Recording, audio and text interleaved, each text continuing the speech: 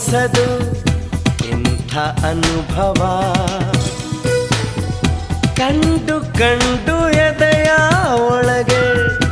ಏನು ಕಲರವ ಸದಾ